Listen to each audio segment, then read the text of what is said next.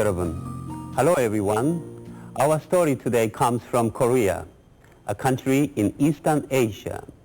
In today's story about the blind man's daughter, you will notice that the girl's name is Shim Chung.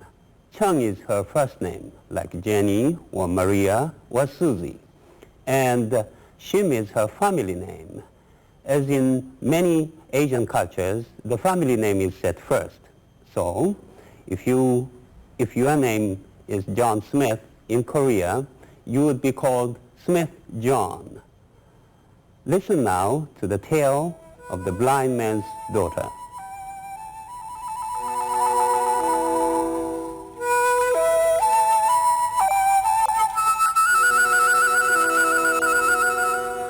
"500 years ago, maybe more, there lived in a certain village a girl named Shim Chung.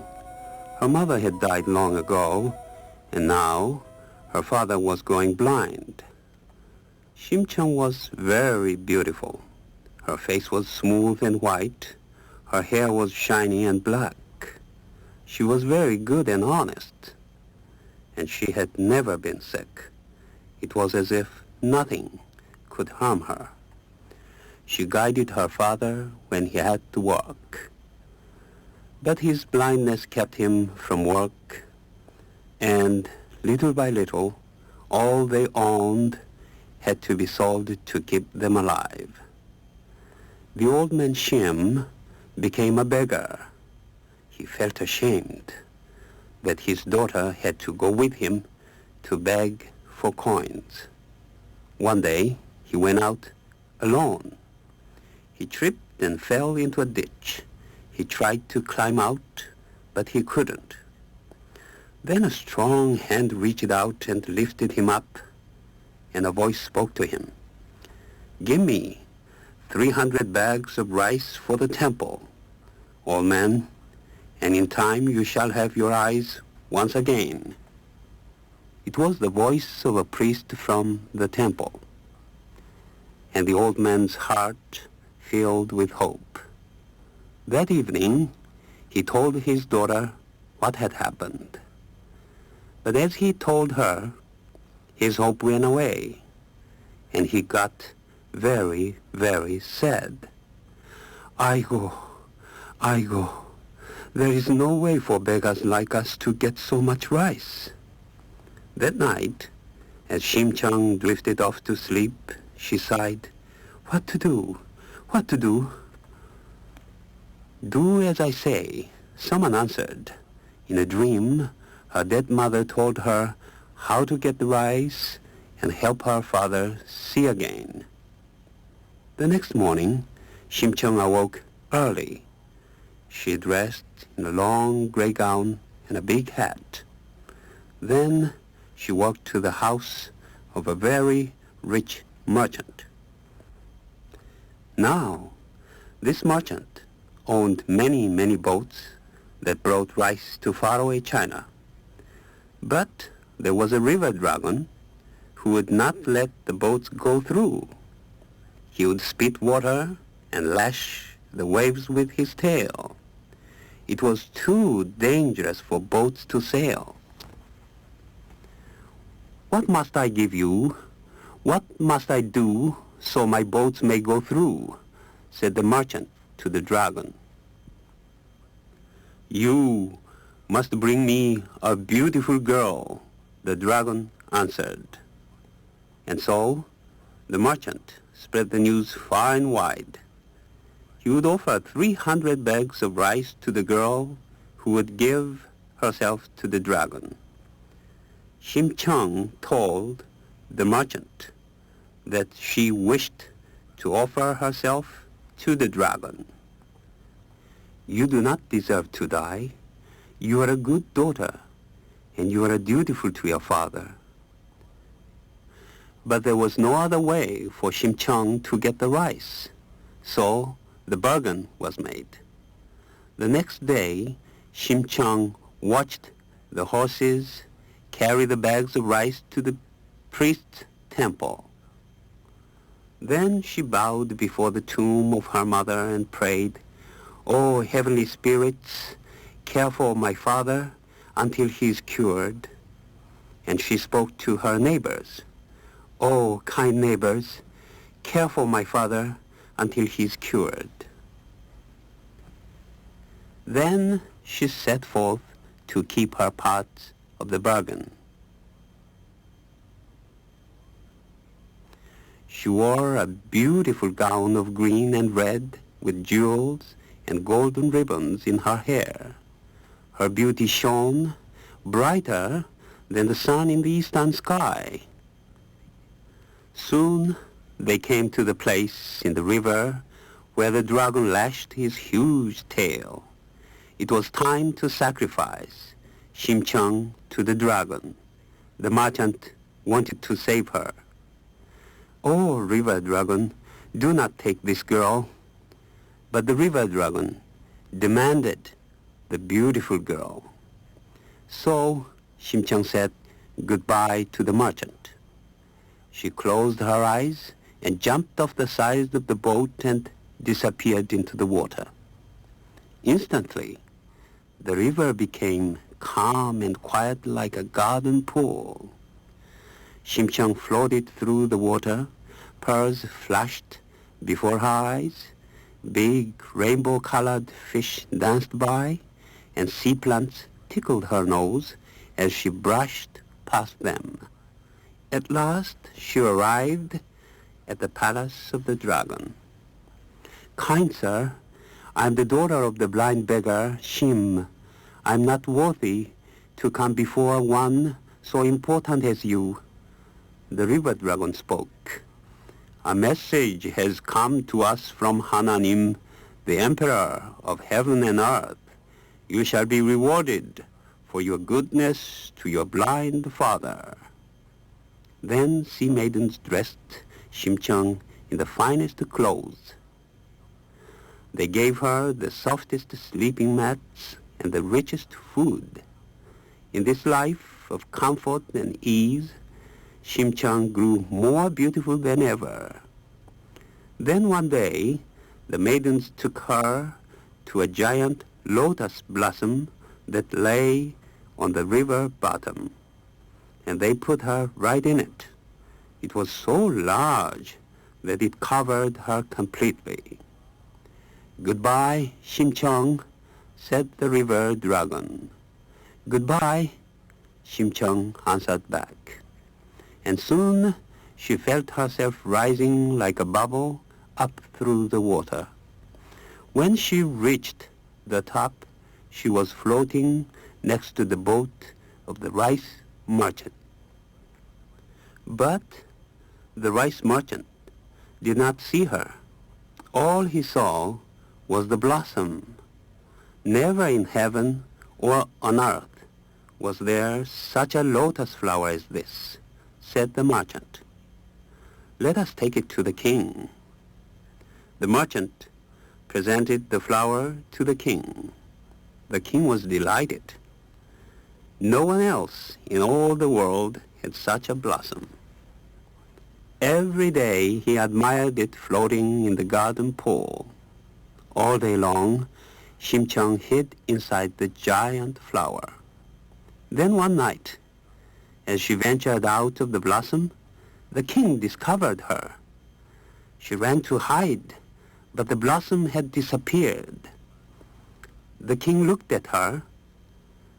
Can this be a spirit? She is so beautiful. He called his wise men. On the day the lotus flower was brought to the king, a bright new star had appeared in the sky. That's a good sign. And so he made Shim-chung his wife. Shim-chung was happy in her life as a queen, but some days she would think of her poor father. Here I have all I want, but my poor father's eyes are closed to the world. One day, the king saw her weeping. I go, my husband, Shim-chung said to the king. I have had a dream about a blind man. It makes me cry. I should like to do something for all the blind people in the kingdom. So a message was sent to all the blind beggars of the kingdom to invite them to a feast in the king's courtyard. 1 day, 2 days, and 3 days passed. Beggars came from far and near to eat rice and kimchi. Queen Chung watched every day, hoping the next person would be her father. The end of the feast came, and still no father. Then one day, there was a noise in the courtyard. A latecomer was being pushed about by the servants. "Father, father, it is my dear father. Let him stay."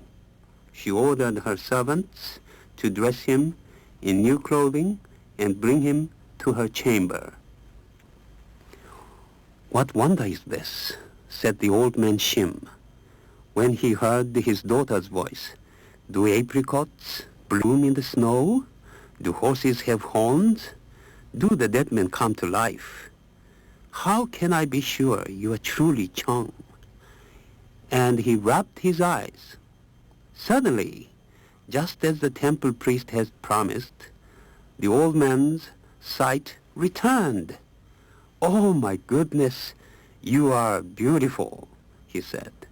The king welcomed Shim Chung's father into the palace, and Queen Chung was happy all day long. Her father could see again. This was the heavenly reward to the dutiful daughter of the blind beggar Shim.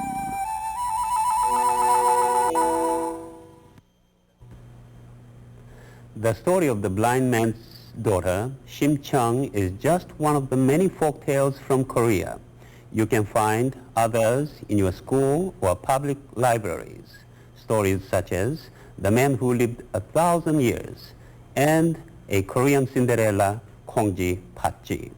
Read and enjoy the folk tales from Korea and from all over the world. Share a story with a friend so our tales will never end.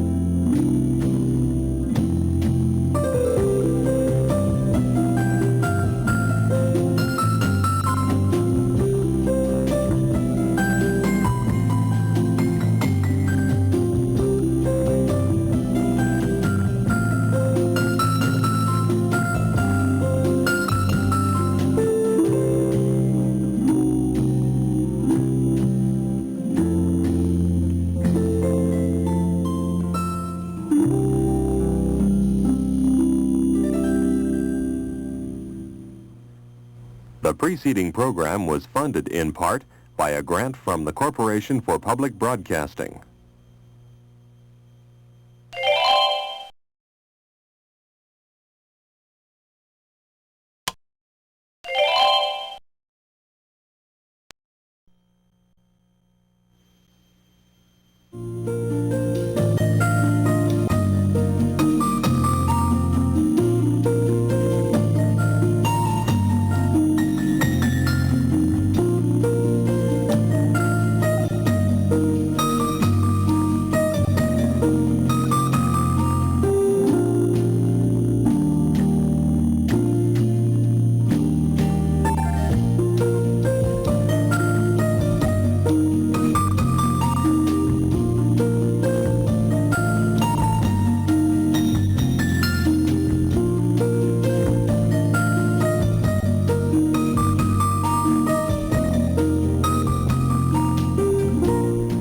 Our story today comes from the Philippines, a group of islands in the Pacific Ocean. Long ago, the early people of the Philippines made up stories to tell their children. These folk tales were the textbooks of their day. They served to preserve the history and traditions of the people. They told about events that had happened and also tried to explain the interesting things in nature that they saw about them. In a land of volcanoes, earthquakes, and violent storms, there was a lot to try to explain. Mountains erupted, and sometimes the earth shook beneath their feet, and new islands rose unexpectedly from the sea. The people were always surrounded by nature, so they were often puzzled by some of the oddities they saw.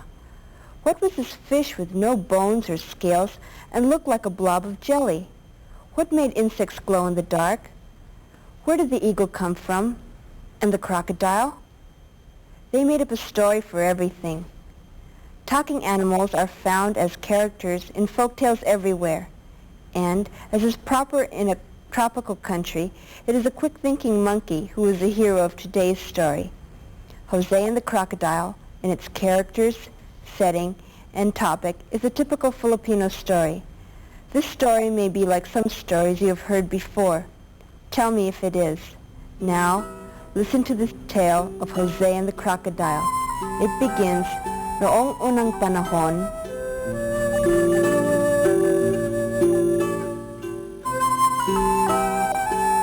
Jose lived with his family in a little village next to a river. Jose's father raised coconuts, bananas, and other fruits and vegetables. One day his mother asked, "Jose, will you please gather some coconuts? I need them for cooking and feeding the hogs, and your father would like to sell some at the market." "Yes, Mother, right away," Jose answered. Jose hitched the water buffalo to a sled. He took his sharp bolo and strapped it to his waist.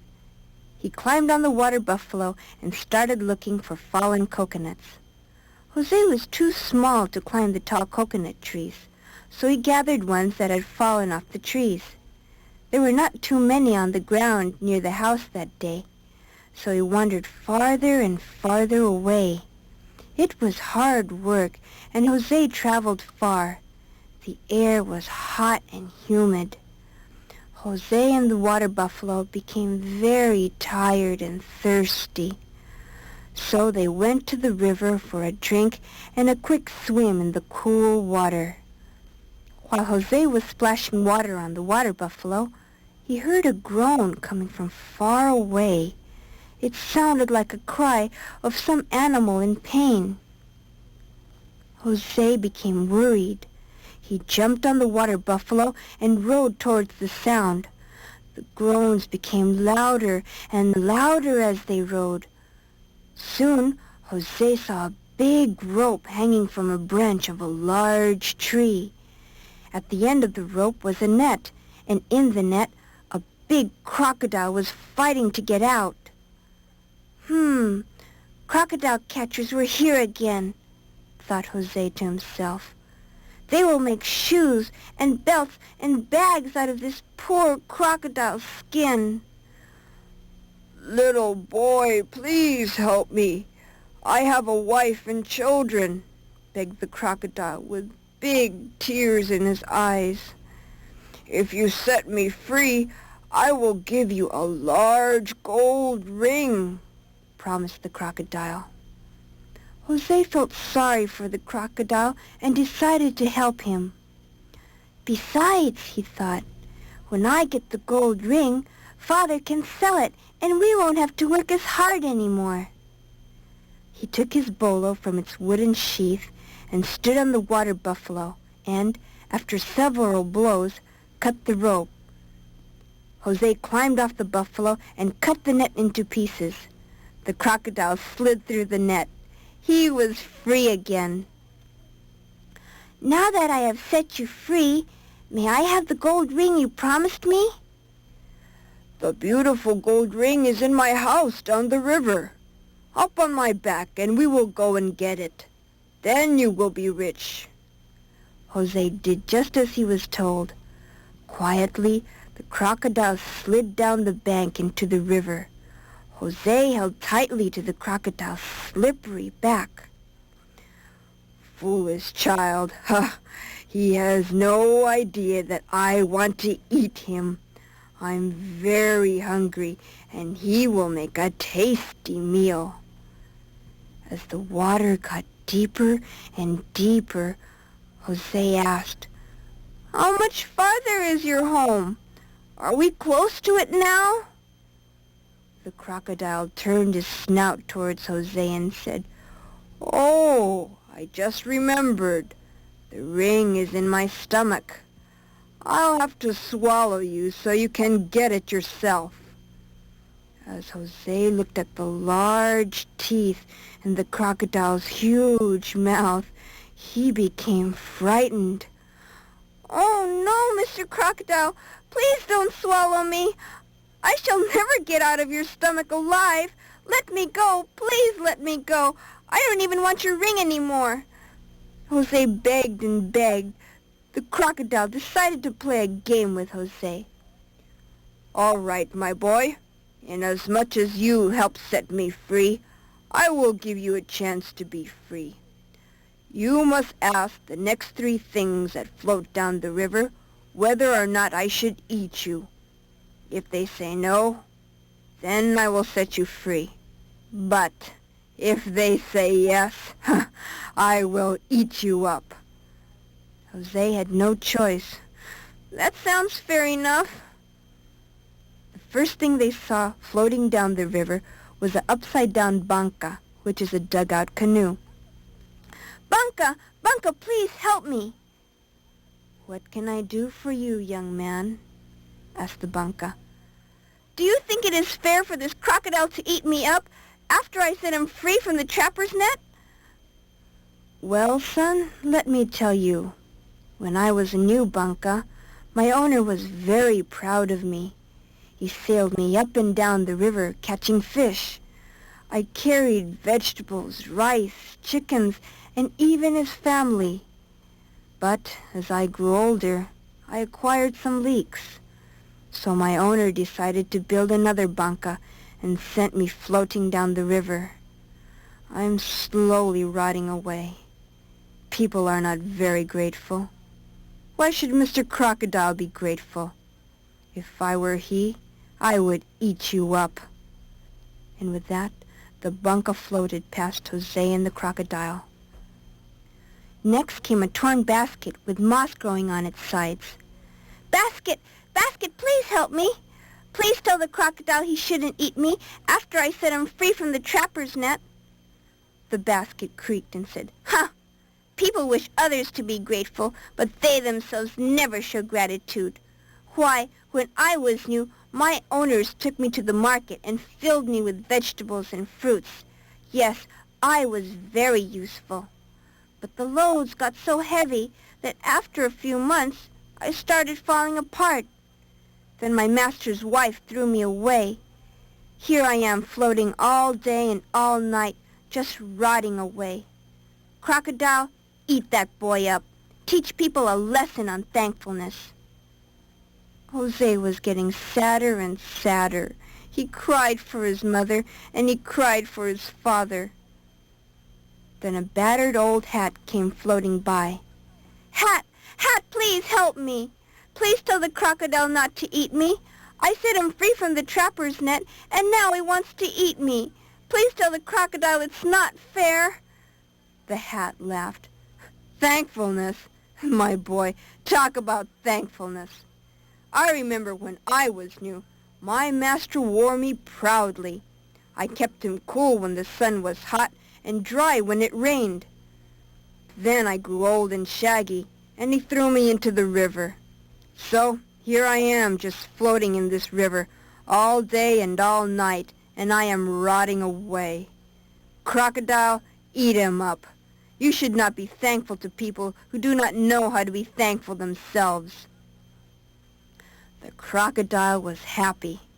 At last he was going to have his meal. Jose cried and cried. He cried so loudly that a monkey sitting on a tree by the river heard his cries. The monkey chattered and ran up and down a branch. "Oh, Mr. Crocodile! Mr. Crocodile! Give me a ride, please! I'd like to float down the river, too," said the monkey. "Why, certainly, my dear friend. We will be happy to give you a ride," said the crocodile. What a great meal I shall have today. A tasty boy and a monkey. Mr. Crocodile, come closer to the riverbank so I can jump on your back. Come closer, closer.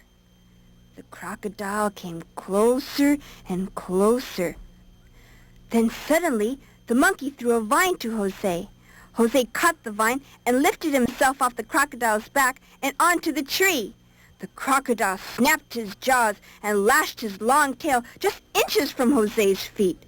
But Jose was safe on the tree. Thank you. Oh, thank you.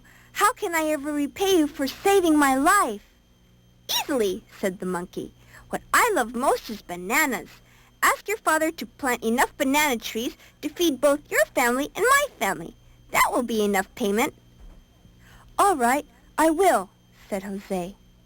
Jose climbed down the tree, and the monkey jumped on his shoulder. Then they both ran to tell the story to Jose's family. And from that day on, Jose and the monkey became very close friends.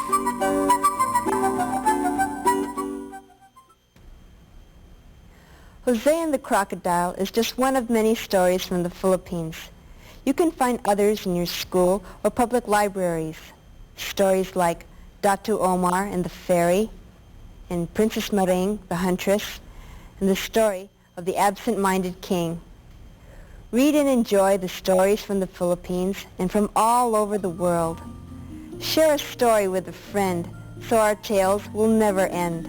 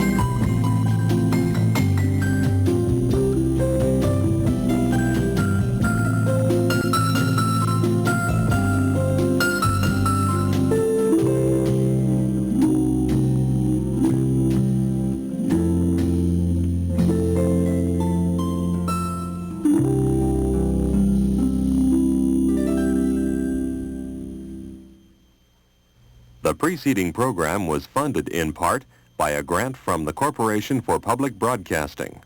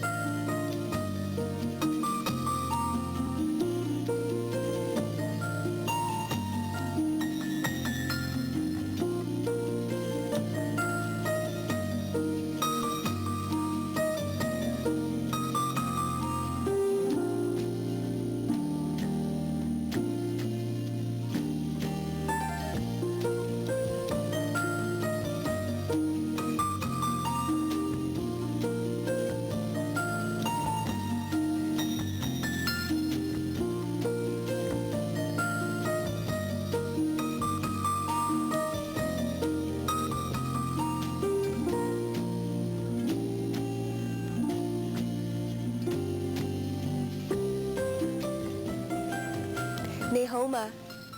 Hello. Come sit beside me, for I'm going to tell you a story from China.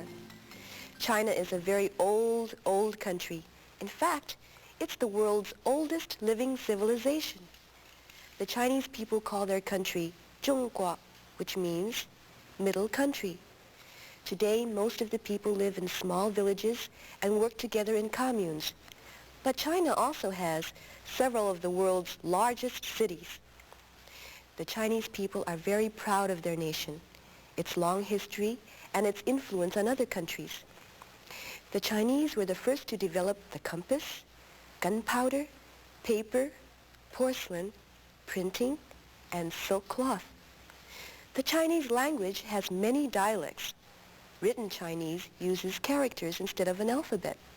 Each character stands for a complete idea, thing, or sound. It's a very difficult language to learn because there are more than 40,000 characters. Our story today is an old favorite. Many Chinese stories are about gods, spirits, wizards, and even animals such as the dragon, who all have special powers. In today's story, a wizard brings happiness to a young village boy named Ma Liang. So, come, sit beside me, and I'm going to tell you the story of Ma Liang and the magic brush.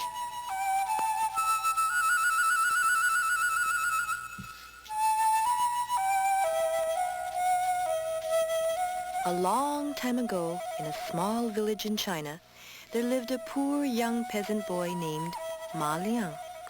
Ma Liang's parents died when he was a small child, so he could not go to school like the other children in the village. Instead, he worked all day, gathering firewood or pulling weeds for the people of the town. Every morning, Ma Liang stopped to watch the children in the schoolyard make pictures with brushes and paint. The schoolmaster showed them how to draw green trees and bluebirds and red roosters.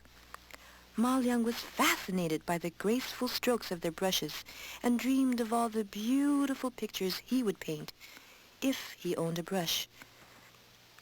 But his chores earned him only enough money for food and clothes, so of course he could not afford to buy brushes and paint. After the painting lesson was over, the children went back inside the schoolhouse, and Ma Liang went slowly back to his chores with a frown on his face and a dream in his heart.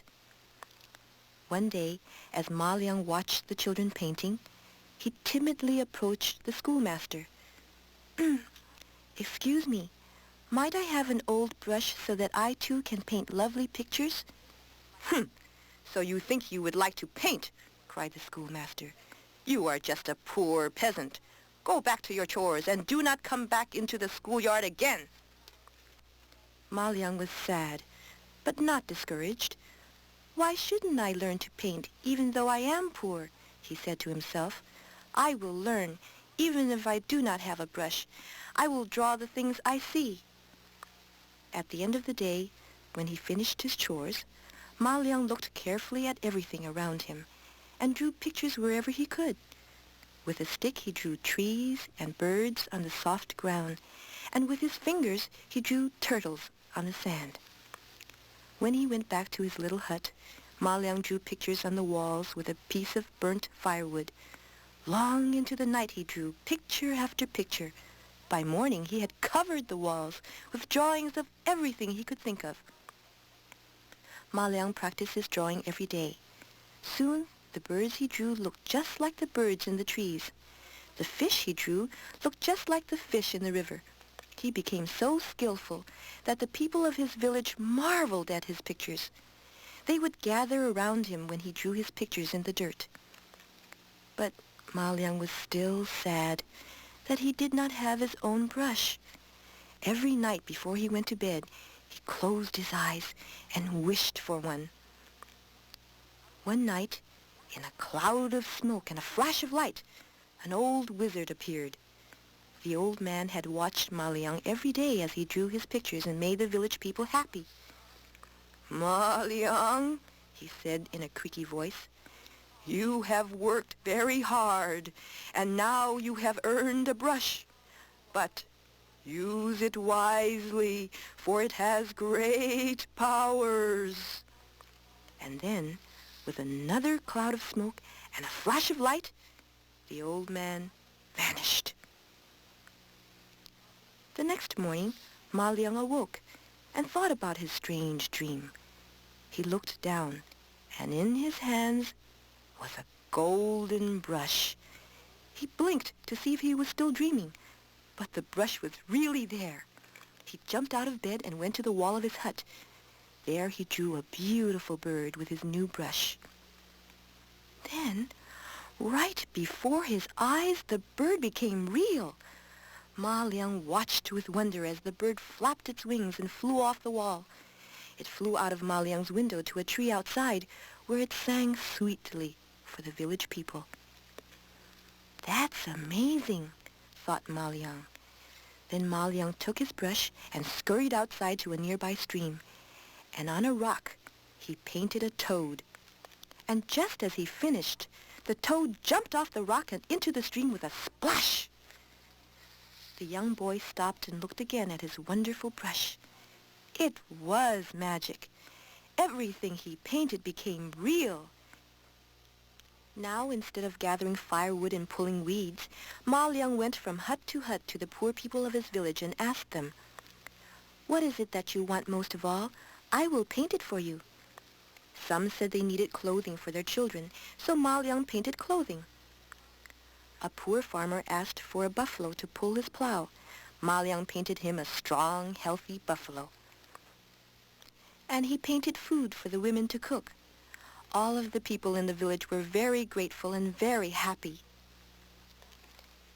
It was not long before the emperor heard about this young artist who was spreading good fortune throughout the village. But the emperor was a mean and greedy man. All he wanted was more and more gold for his kingdom. He wanted Ma Liang's brush for the wealth it could bring him. "Bring me the boy, Ma Liang," he commanded, "so that I might have the magic brush." So the emperor's soldiers marched to the small village to find Ma Liang. They told him of the emperor's wishes, but Ma Liang did not want to go.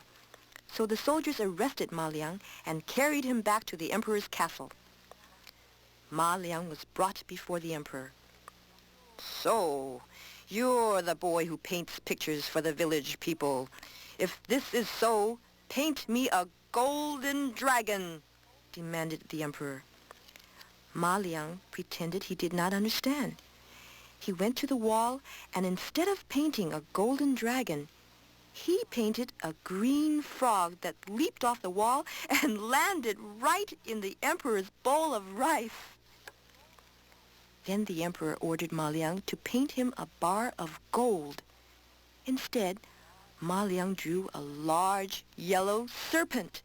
It attacked the emperor and had to be killed by the soldiers.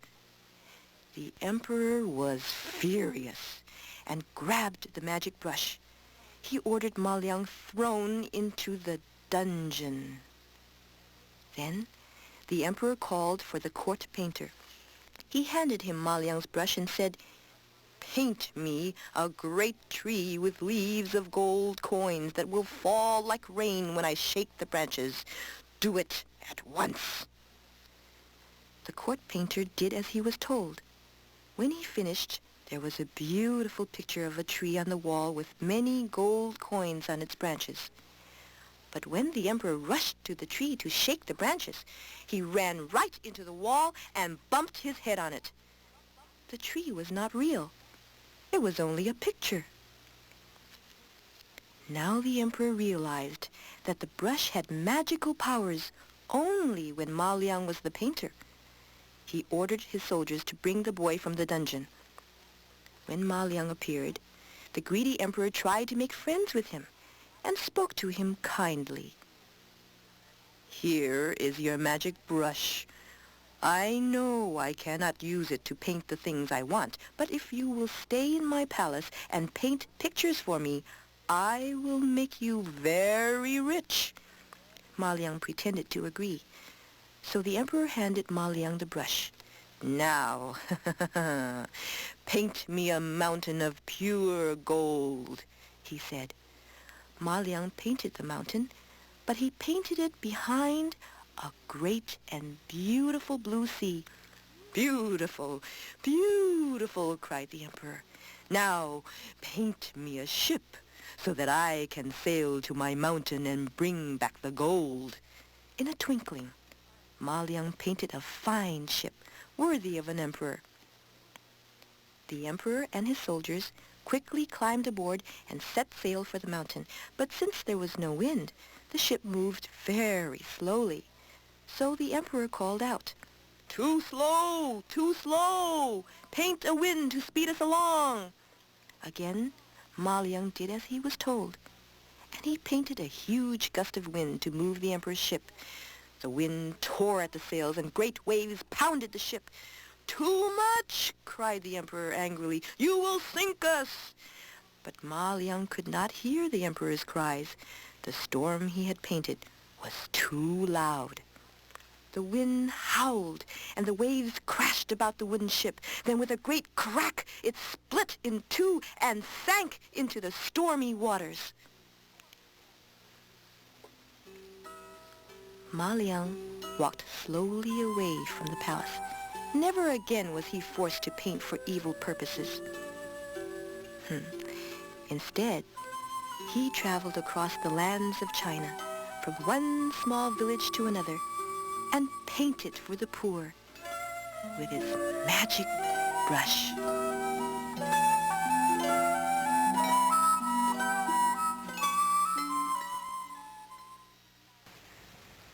China has more than 3,000 years of recorded history, and its myths, legends, folktales, and proverbs date from ancient times. China is a very large country. There are different stories told in different parts of China, and the stories tell of the way of life of the people from different areas. There are hundreds of stories from China. Stories like The King of the Monkeys and The Story of the First Kite. You can find them in your school or public libraries. Read and enjoy the tales of China and stories from all over the world. Share a story with a friend, so our tales will never end.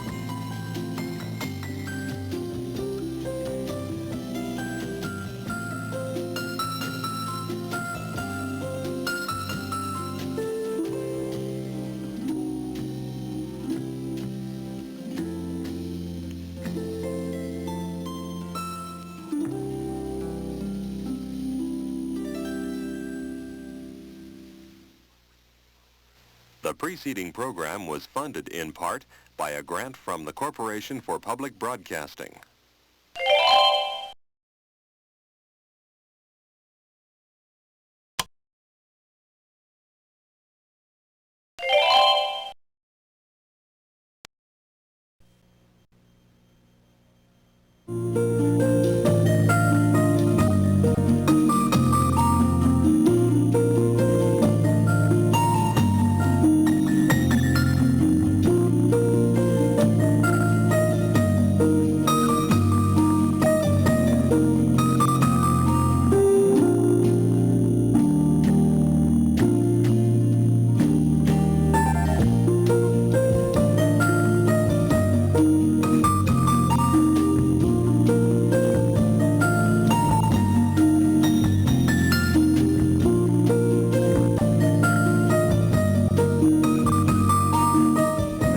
Urashima Taro is one of Japan's oldest and most treasured folk tales.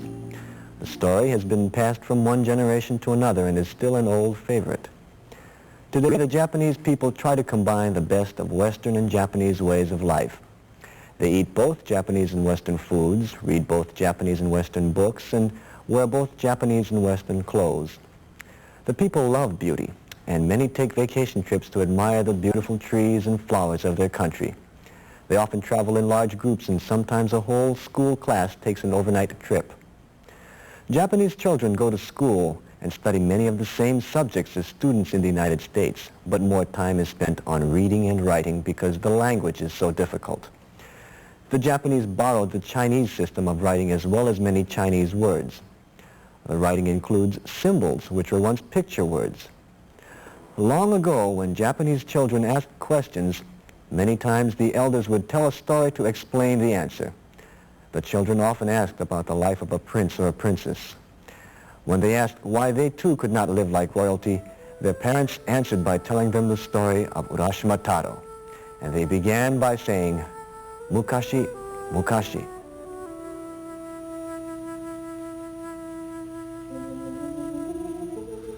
Long, long ago, there lived a young fisherman named Urashima Taro.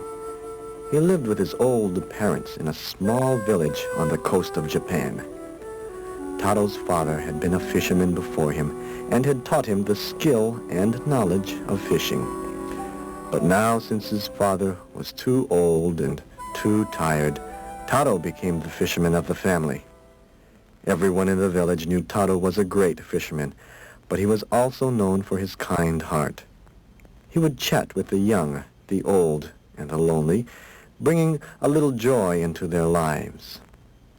One cool evening, Taro came home after a long, discouraging day. He had only caught 3 small fish. The fishing has been poor, he thought. Taro pulled his small boat onto the beach and started home. On his way, he heard some children laughing excitedly. He saw them tormenting a small sea turtle.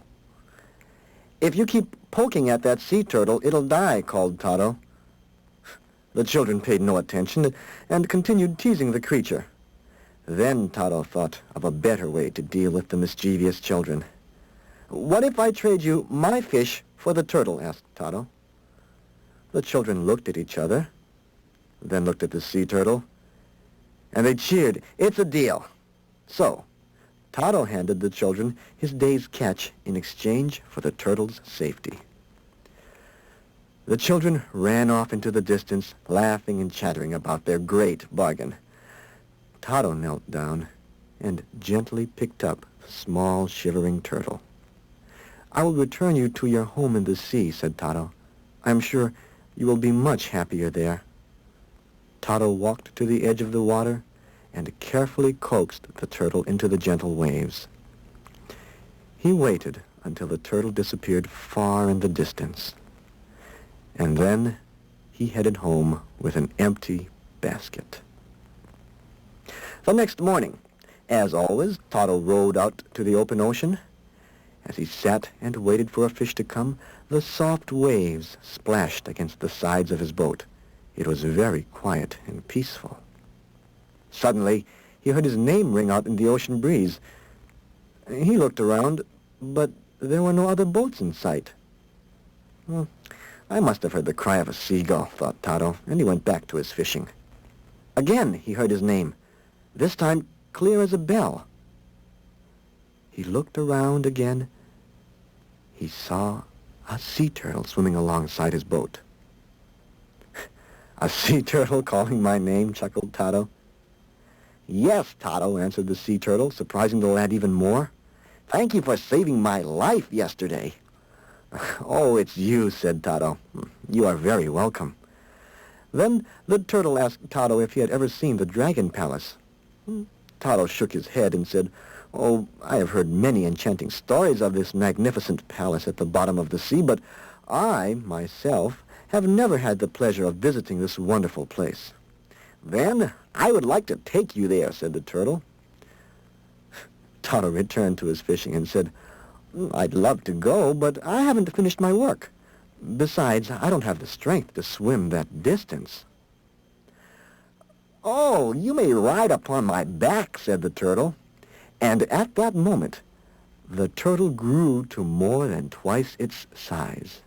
"Now won't you come with me?" asked the turtle. Taro could not resist the invitation, so he climbed onto the giant sea turtle's back, and he held onto the animal's shell.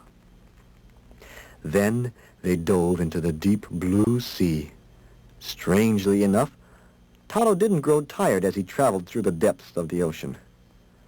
They swam through fields of golden seaweed until they reached a clearing. In the distance, a magnificent gate appeared. When the two travelers arrived, they could see a courtyard of colorful fish. The fish gave Taro a warm welcome and led them to a large hallway that was lined with golden columns so tall they seemed to touch the sky. The floors were tiled with rainbow shells more brilliant than the scales of a fish, and the walls were covered with coral, pearls, and precious stones. Never before had this fisherman seen such beauty and elegance. A lovely princess appeared. "Welcome to my father's palace, Urashima Taro. The sea turtle has told me of your kindness, and I'm so glad you have decided to come." Her voice echoed through the chambers like a melody. She led him to a large table covered with elegant trays of delicious foods. Such a marvelous feast for a mere fisherman, thought Taro. Court musicians filled the room with beautiful music. Taro spent many enchanted hours at the Dragon Palace. Each day brought new pleasures to behold, and every wish Taro ever had came true. He was so happy there, he forgot everything. 3 days slipped by before he even gave a thought to the home he left behind, his parents, or his life as a fisherman. One day, the princess led Taro to a large viewing room. On each wall was a window, and each looked out on the beautiful garden that surrounded the palace. "This is a timeless garden where the 4 seasons can be seen at once," said the princess. Taro looked through the east window and saw spring. Cherry trees were in full bloom, and a fresh aroma filled the air. Through the south window, Taro saw the warmth of summer. A carpet of grass with lush green trees bearing fruit that was so ripe he could almost taste its sweetness. Looking through the west window, Taro could see the trees of autumn. The warm-colored leaves tossed and floated against the sunset sky. Then a cold wind blew into the room, and Taro turned toward the north window. His heart fell, for the cold winter scene reminded him of his own village. A chill ran down his back, for now he realized how much he missed his life as a fisherman. He slowly turned to the princess and explained that his parents must be worried, and it was time to go home. The princess began to weep and begged Taro to stay, but Taro shook his head in sorrow, for he knew he had already stayed much too long. The princess handed him a shiny black lacquered box tied with a red silk cord. "Taro, you must take this box as a token, but please never open it, for it contains something very precious." Taro promised never to open the box and waved farewell as he left the palace. The turtle carried Taro back through the sea to the shore of his village. Taro walked slowly along the same shore he had walked many times before, but something seemed different. The hills and shore were the same, but there were many new houses he had never seen before. He walked towards his home, but in its place he found a strange new house. He ran to an old man who was sitting nearby and asked him, "Oji-san, what happened to the house of Urashima?" "Ah, you must be a stranger," said the old man. "My grandfather told me the legend of the young Urashima boy who was swallowed by the sea. But that was hundreds of years ago." "That cannot be possible. I am Urashima Taro." The old man looked at Taro in bewilderment. He shook his head, for he was too old and too tired to argue about such nonsense.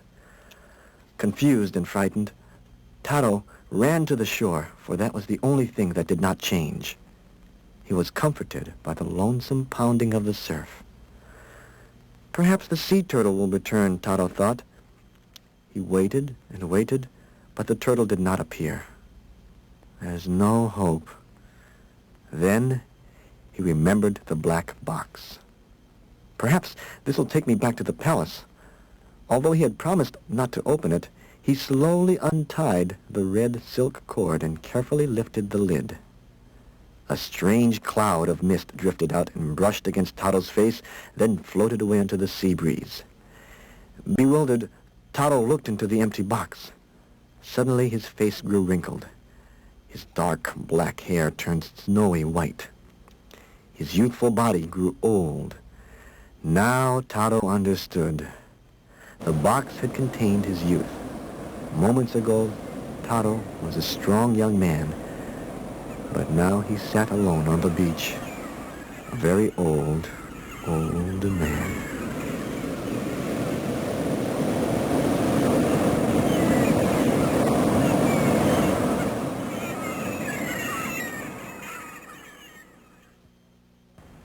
The tale of Urashima Taro is a story with many different meanings. Some say the moral of the story is never break promises. Others say the moral is that fortune and money do not always bring happiness, and that true happiness comes from the family, the home, and the heart. Still other people say there is no moral at all to this story. It's just a story which will make you feel happy and make you feel sad. Urashima Taro is one of many folk tales from Japan. You can find others in your school and public libraries, like Momotaro, the Peach Boy, and Kaguya Hime, the Luminous Princess, and Shitakiri Suzume, the Tongue-Cut Sparrow. Read and enjoy the folk tales from Japan and from all over the world. Share a story with a friend so our tales will never end.